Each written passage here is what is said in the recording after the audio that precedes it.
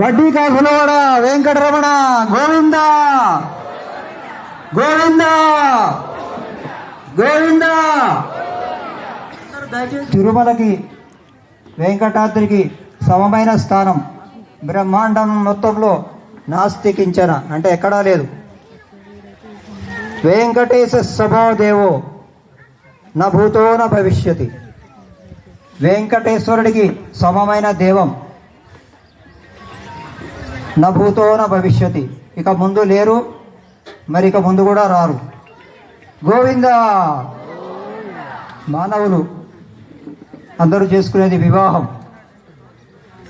మనందరం పెళ్లి చేసుకుంటాం జీవితంలో ఒక్కసారే. కానీ దేవదేవుడికి నిత్య కళ్యాణం పచ్చతోరణం అంటారు కదా, ఎప్పుడూ కళ్యాణం అంటారు ఆయన్ని. కళ్యాణం ఎందుకు చేస్తారు? మనం వివాహం చేసుకుంటాం, ఆయనకి మటుకు కళ్యాణం అంటే ఆయనకి చేసే క్రతువులో లోక కళ్యాణార్థం, లోకమంతా మంచిగా ఉండాలి.